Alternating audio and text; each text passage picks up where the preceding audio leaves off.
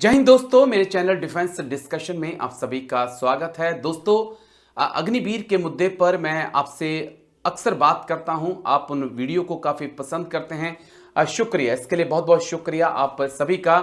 दरअसल मैं सच कहूं आपसे तो मैं अभी भी नहीं पचा पाया हूं कि सेना की सर्विस 4 साल हो सकती है क्या। लेकिन एक रिव्यू रिपोर्ट पिछले साल आपको याद होगा कि भारतीय सेना ने मिनिस्ट्री ऑफ डिफेंस को दी थी। तमाम कमांडिंग ऑफिसर ने अपनी एक रिव्यू रिपोर्ट दी थी कि अग्निवीर कैसा काम कर रहे हैं, क्या इसमें चेंजेस की जरूरत है। क्या उस रिपोर्ट को ठंडे बस्ते में डाल दिया गया? क्या हमारे जो बाबू हैं, बड़े बड़े बाबू, छोटे मोटे नहीं, बड़े बड़े बाबू, क्या उन बाबुओं ने उस फाइल को कहीं ऐसी जगह रख दिया जहां वो फाइल मिले ही नहीं?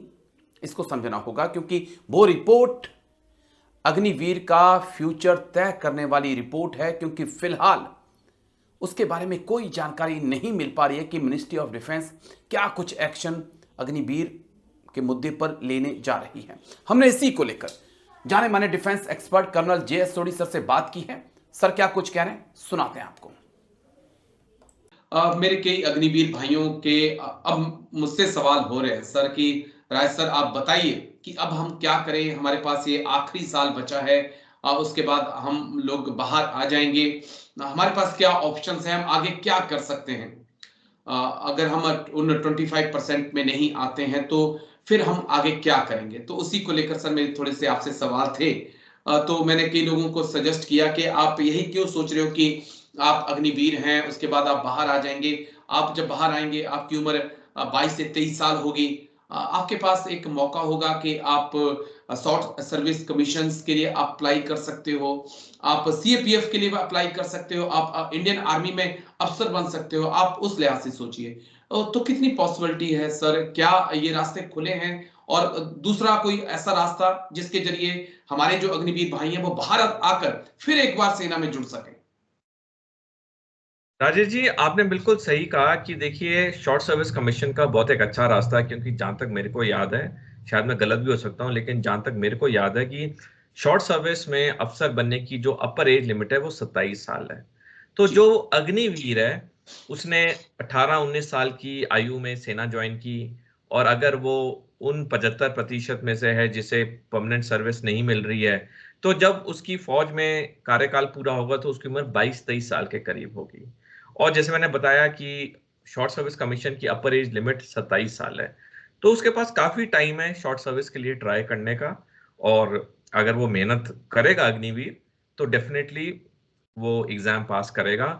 और जहाँ तक ये ओटी है, जहाँ पे ऑफिसर ट्रेनिंग अकेडमी, जहाँ पे शॉर्ट सर्विस लिए जाते हैं, वहाँ जी। पे जो मिनिमम क्वालिफिकेशन है वो ग्रेजुएट है। तो जो भी अग्निवीर जो ग्रेजुएट हैं या जो अपनी ग्रेजुएशन कर रहे हैं और जिनकी उम्र 27 से कम है, डेफिनेटली वो शॉर्ट सर्विस के लिए ट्राई कर सकते हैं। और जब वो जाएंगे उन्हें एक साइकोलॉजिकल एडवांटेज भी होगा कि उन्होंने फौज की कठिन ट्रेनिंग की है, कठिन सर्विस की है। तो वहां के जब इंटरव्यू होगा, एसएसबी होगी ओटीए के लिए, तो डेफिनेटली उनकी परफॉर्मेंस बाकियों से अच्छी रहेगी। तो मैं आपके चैनल के जरिए, क्योंकि आपका चैनल बहुत विख्यात है और काफी लाखों लोग देखते हैं, स्पेशली युवा लोग देखते हैं, तो मैं उनसे अनुरोध करूंगा कि डेफिनेटली आप ओटीए का ट्राई करिए। बहुत अच्छी किताबें हैं मार्केट में, आप किताबें खरीदिए, आप पढ़िए। आप आर्मी की वेबसाइट पे जाइए जहाँ पे रिक्रूटिंग के बारे में डिटेल में आपको सारी जानकारी मिल जाएगी। और आप तैयारी करिए, और मेरे को उम्मीद है अगर आप सच्चे मन से तैयारी करेंगे, आप लगन से तैयारी करेंगे, आप डेफिनेटली थ्रू होंगे। जहां तक बात है सीएपीएफ की, सेंट्रल आर्म्ड जी। पुलिस फोर्सेस की, देखिए उसके अलग अलग क्राइटेरिया होते हैं ज्वाइन करने के। और एग्जैक्टली तो मेरे को पता नहीं, क्योंकि मैं कभी उस साइड मैंने जी। कभी अटेम्प्ट किया नहीं। लेकिन डेफिनेटली उसके बारे में भी सारी डिटेल्स वेबसाइट्स पे हैं, उसके लिए काफ़ी किताबें हैं। और जो लोग ऑलरेडी सीएपीएफ में नौकरी कर चुके हैं या कर रहे हैं, और कोई भी जो आप दर्शक आपका शो देख रहा है उनको जानता है, डेफिनेटली उनसे जाके वो डिटेल में पूछ सकते हैं। सेना के बारे में तो मैं बता सकता हूँ, क्योंकि जी। जी। जी। मैंने जी। खुद ही एग्जाम क्लियर किए हुए हैं और मैं खुद काफ़ी सर्विस की है। लेकिन सीएपीएफ के बारे में माइन्यूट डिटेल बताना मेरे लिए पॉसिबल होगा, बट डेफिनेटली सब कुछ पब्लिक डोमेन में है। उनके पास बहुत अफसर हैं, उन्हें अपना ये 4 साल का जो सर्विस है उसको जो उनको स्किल्स मिले हैं, जो उनको एक्सपीरियंस मिला है, उसमें उनको और इजाफा करना चाहिए। और कहीं अब उन्हें अच्छी नौकरी की तैयारी करनी चाहिए जहां पे वो लंबे टाइम तक नौकरी कर सकें। बस मैं इतना कहना चाहूंगा, आपके पॉइंट में ऐड ऑन करना चाहूंगा कि अग्निवीर भाइयों से मेरी भी हमेशा रिक्वेस्ट रही है कि पढ़ना मत छोड़िएगा, पढ़ते रहिए, पढ़ते रहिए, पढ़ते रहिए। आपकी पढ़ाई कभी बेकार नहीं जाएगी, वो आपको कहीं ना कहीं तो जरूर पहुंचाएगी। बस एक आखिरी सवाल सर, क्योंकि एक बार मेरी और आपकी डिस्कशन हुई थी, तो एक आर्मी की तरफ से एक रिव्यू रिपोर्ट पर आपने बात कही थी कि आर्मी ने रिव्यू रिपोर्ट दी है तमाम कमांडिंग ऑफिसर्स ने अग्निवीर को लेकर। क्या हम उस रिव्यू रिपोर्ट को क्या ठंडे बस्ते में डाल दिया है, या हम माने कि ये 2025 एक क्रूशियल हो सकता है अग्निवीर के लिए, जहां मिनिस्ट्री ऑफ डिफेंस जो है उस पर एक्शन लेकर कार्रवाई कर कर 75% को पक्का कर सकती है? कोई पॉसिबिलिटी है सर?